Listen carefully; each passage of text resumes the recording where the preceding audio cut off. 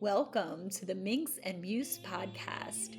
I'm your host, Crimson Minx, creatrix of Minx and Muse, a dark feminine playhouse where we awaken our innate magic through esoerotic dance and witchcraft. Welcome to the portal of enchantment. Welcome to the Minx and Muse podcast. This is a solo episode with me, Crimson, and today we're going to be talking about our studio archetype of the month for October 2023. And over the past month, we have been working with the energy of the Spirit Whisperer. So, of course, it's October, which marks the official beginning of spooky season. So, we always like to choose an energy or a theme for October that celebrates the essence of spooky season, which is why we went with the Spirit Whisperer. Though I do believe that over the past month, having delved into all this work, we found it to be a lot less spooky than perhaps it is made out to be. So before we get into it, I want to read to you our outline of who the Spirit Whisperer is, and then who the Spirit Whisperer is not, because I think it's always good to tap into that energy of like, what essentially are we talking about with this energy? What's a healthy expression, and what's maybe a less healthy expression? So, the Spirit Whisperer is a conscious and compassionate spirit communicator who cultivates a symbiotic relationship with energies beyond the veil, offering ethereal reverence in exchange for earthly support.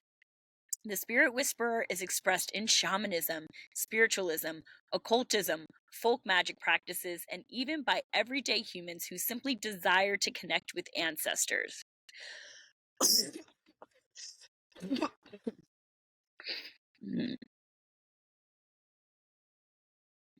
They recognize an aspect of our spirit lives beyond death and connect with these departed energies with honor and respect. They are not greedy or commanding taskmasters. They respect the sovereignty of the spirit world. Nor do they fear ghostly interactions, as they are selective with their engagement and practice safe sorcery. In this way, the Spirit Whisperer celebrates the souls of the dearly departed by acknowledging their ability to remain influential beyond the earthly realm. So that is the energy of the Spirit Whisperer that we've been working with this month. Now, let's dive into the shadow, what the Spirit Whisperer is not. So the Spirit Whisperer becomes ghastly when they see spirit communication as evil or exploitative, or when they choose to remain ignorant about how to responsibly and respectfully converse with the departed.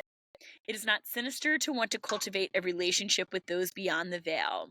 However, we have to approach spirit connection with intention and wisdom, as it is naive to believe that all departed souls are interested in working with us or even have our highest interests in mind.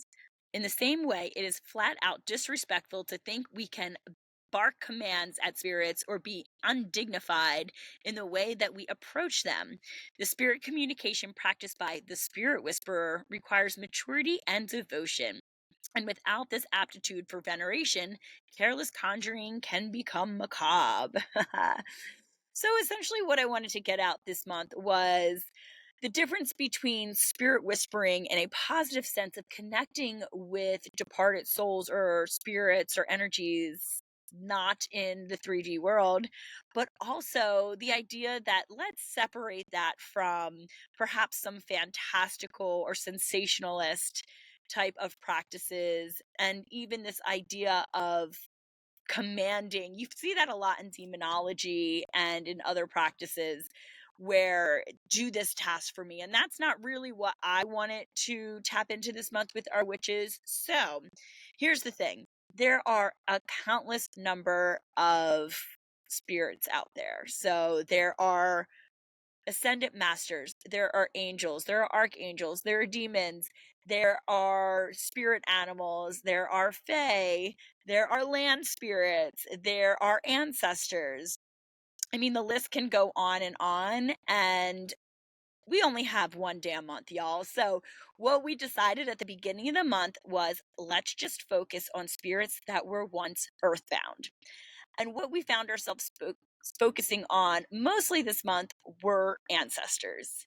However, not necessarily just blood ancestors. The one thing we spoke about a lot is that a lot of people either don't know their bloodline, such as myself, or have unsavory ancestors, or are just not excited to work with the family that they know, right? And so it was worth mentioning that when we are working with ancestors, you can actually work with your blood ancestors even if you don't know who they are. And you can also choose which ancestors to work with if there is an unsavory ancestor or a line of unsavory ancestors. You can simply say, I choose to only work with ancestors who are loving and benevolent and align with my present day values. You don't have to work with the entire bloodline from your family. And also, say you want to be more inspired by your ancestor working, you can have chosen ancestors. So, for example, I mentioned that I am not familiar with my bloodline because I was adopted. I do still work with my blood ancestors, just not with a lot of information known. But also, I work with my family who raised me and their ancestors because we have a vested interest in each other, obviously, just as I do have a vested interest in my literal DNA bloodline. But I still honor and respect the lineage of my parents who raised me. And then also, you can have chosen spirit guides that align with perhaps a passion or an art form of yours.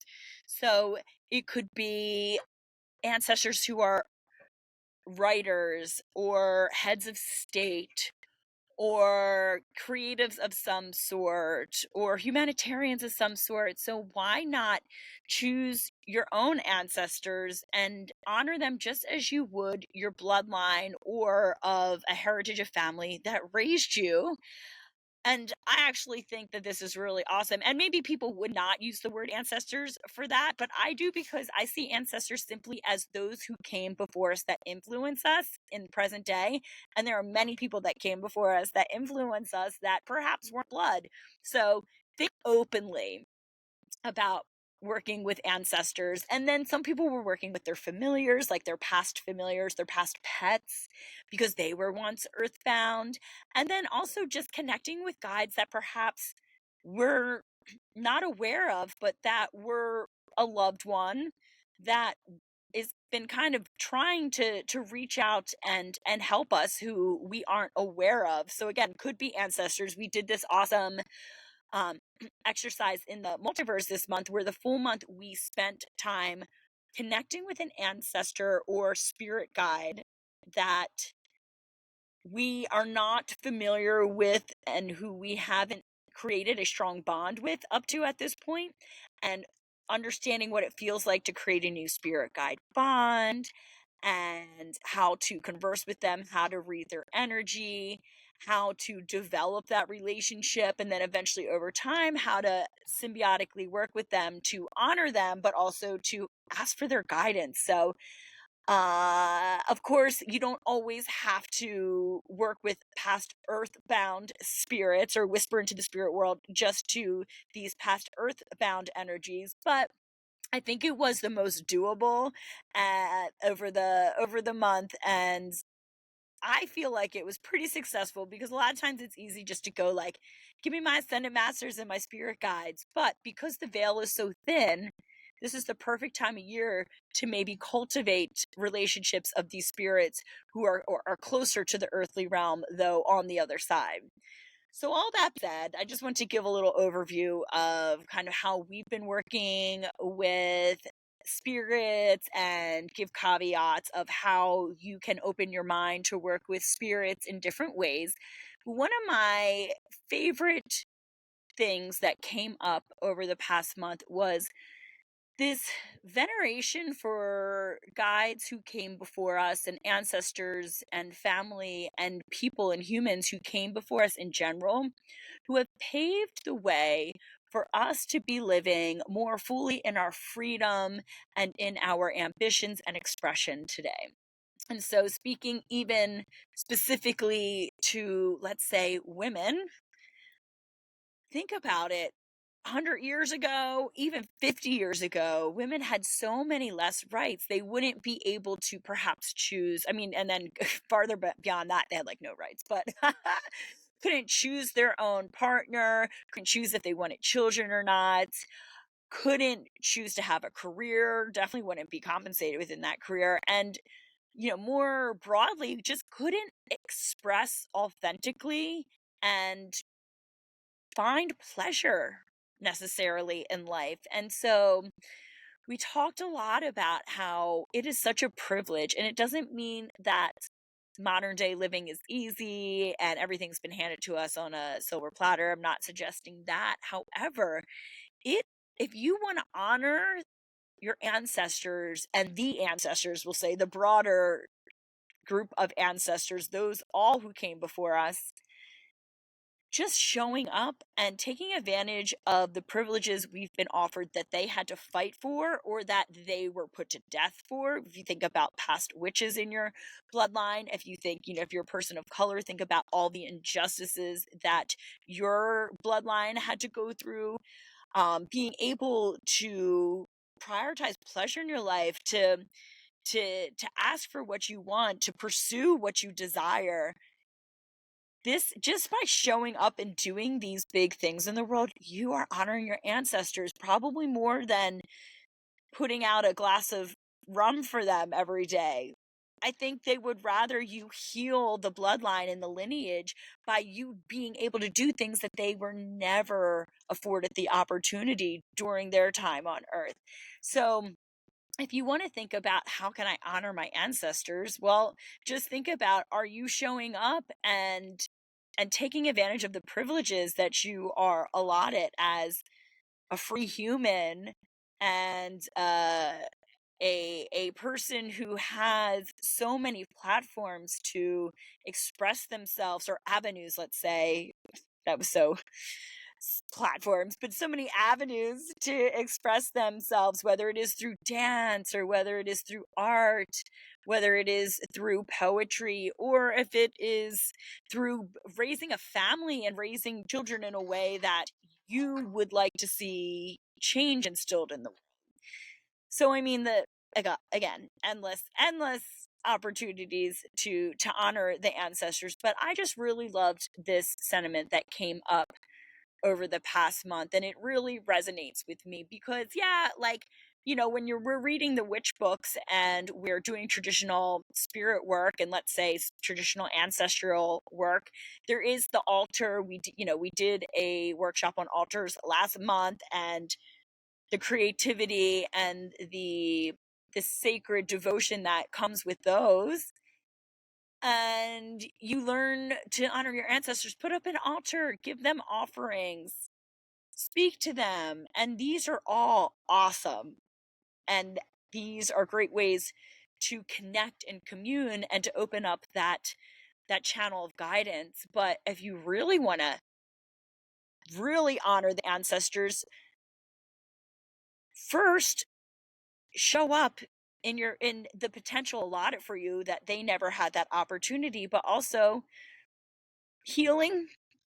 And we don't talk about healing too much at the studio just because it's illegal to talk about healing outside of the medical field. But think about it. Healing ancestral lineage trauma, working through controlling mechanisms of mindset, of ways of going about things, of choosing to show up differently in your life than perhaps these unsavory ancestors that in the past have. You just showing up in greater integrity and and being an honorable person is a way to heal your line, to right wrongs in the past, if you think about it. And this is really where the symbiotic relationship comes in, because as we heal ourselves, we heal our whole ancestral line. We're connected through DNA and through blood, but also think of the greater ancestors. Think of how we're shifting consciousness of the whole world and ancestors of all different lineages as we're consciously moving through world in a more loving and magical way. So Yeah, this has been a really cool month. I have personally forged a new connection with a spirit guide that I'm still kind of learning more about them, but I get their energy, I get their presence, and I get when they're guiding me. And it was real subtle at first, but it's getting more strong and it's getting more clear. And just know that you always have all of these guides on the other side who want to support, who want to help lead and protect and help you find success. And that's part of being a witch. So my definition of being a witch is someone using energy to manifest the world around them. Uh someone no, what is my fool? Someone living fully, someone using someone using energy and to manifest the world around them and living fully in their power. Y'all, allergies in Austin are so bad right now, and my brain is mush. However, I feel like I've said it a million times before, but someone living fully in their power and using energy to manifest the world around them. That's what I was trying to say. And using energy to manifest the world around them, energy are spirits. Spirit guides are energy. So as witches, I do feel like if we are trying to really show up fully in our power, we want to take advantage of all of the energetic opportunities, and this just not within ourselves, but that this is what we find in the world around us. And in the spirit world. Hello. So, these have been my thoughts with the Spirit Whisperer, and I hope that over this month we were able to demystify, destigmatize, and empower people to create these connections and forge these relationships, because it can be so powerful and supportive. And it gives us, like, we're witches because we want that extra edge, right? Well, working with ancestors and spirit guides in general is that extra edge. And so my voice is starting to go. So I am going to wrap this up.